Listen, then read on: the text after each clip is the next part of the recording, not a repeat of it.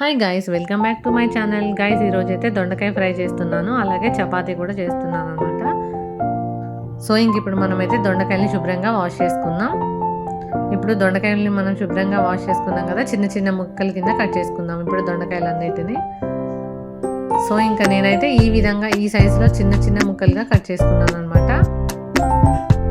చూడండి ఈ విధంగా. సో ఇప్పుడు నెక్స్ట్ అయితే దొండకాయ ముక్కలు, ఉల్లిపాయ ముక్కలు అన్నీ కట్ చేసుకున్నాం కదా. ఇప్పుడు స్టవ్ ఆన్ చేసుకొని ఒక కళాయి పెట్టుకొని దాంట్లో తగినంత ఆయిల్ వేసుకుందాం. చూడండి ఆయిల్ కూడా వేసుకున్నాం కాబట్టి ఆయిల్ హీట్ ఎక్కింది. మనం కట్ చేసి పెట్టుకున్న ఉల్లిపాయ ముక్కలు, పచ్చిమిరపకాయలు కూడా వేసేసుకుందాం. ఉల్లిపాయ ముక్కలు, పచ్చిమిరపకాయ ముక్కలు వేసుకున్నాం కదా, ఒకసారి మనం కలుపుకుందాం. ఉల్లిపాయ ముక్కలు కొంచెం బ్రౌన్ కలర్ వచ్చేంత వరకు ఫ్రై చేసుకుందాం. అలాగే మనకి ఉల్లిపాయలు ఫ్రై అయిపోయినాయి కాబట్టి ఒక 2 స్పూన్స్ నేనైతే పసుపు వేసుకుంటున్నాను. ఇప్పుడు మనం అంతా ఒకసారి కలుపుకొని నెక్స్ట్ ఒక 2 స్పూన్స్ అల్లం కూడా వేసుకుందాం. అల్లం కూడా వేసుకున్న తర్వాత అల్లం కొంచెం పచ్చివాసన పోయేంత వరకు ఫ్రై చేసుకుందాం. మనకు అల్లం కూడా ఫ్రై అయిపోయింది కాబట్టి మనం ఇందాక కట్ చేసి పెట్టుకున్న దొండకాయ ముక్కలన్నిటినీ కూడా వేసుకుందాం. దొండకాయ ముక్కలన్నీ వేసుకుందాం ఇప్పుడు. సో నెక్స్ట్ అయితే ఇప్పుడు ఒకసారి మనం అంతా కలిపేసుకొని దొండకాయ ముక్కలు తొందరగా ఫ్రై అవ్వాలి కాబట్టి సాల్ట్ కూడా వేసేసుకుందాం.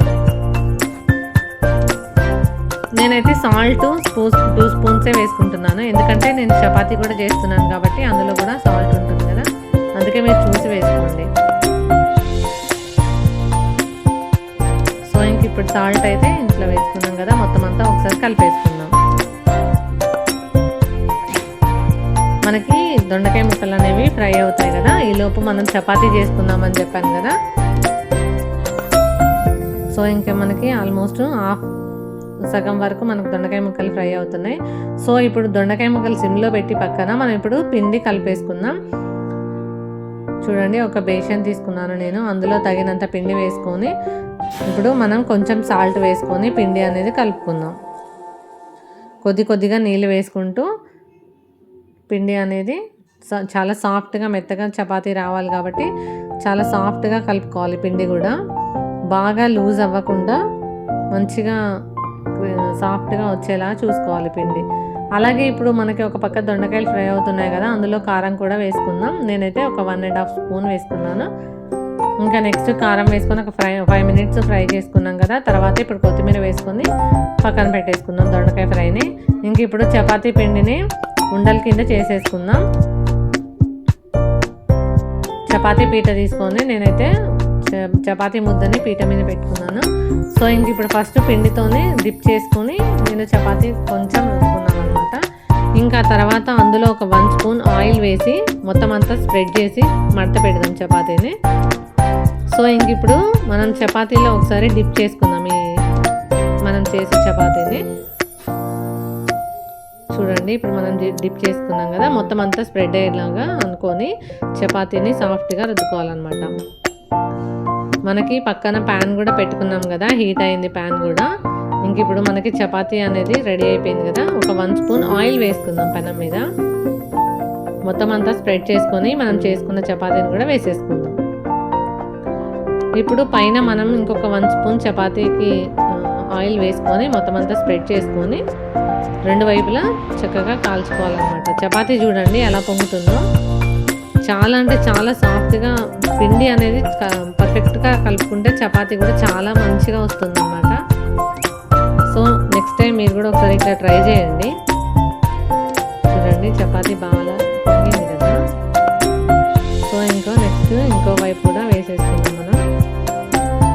కొంచెం క్రిస్పీగా కాల్చుకుందాం అనమాట మనకి ఇప్పుడు చపాతీని.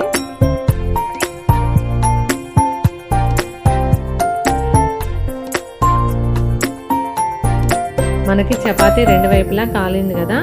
సో ఇప్పుడు మనకి చపాతీ అయితే రెడీ అయింది. నేనైతే ఒక ప్లేట్ తీసుకుంటున్నాను. చపాతీ ప్లేట్లోకి వేసేసుకుందాం. చూడండి నేను చేసిన చపాతీ ఎలా వచ్చిందో మీకు చూపిస్తాను.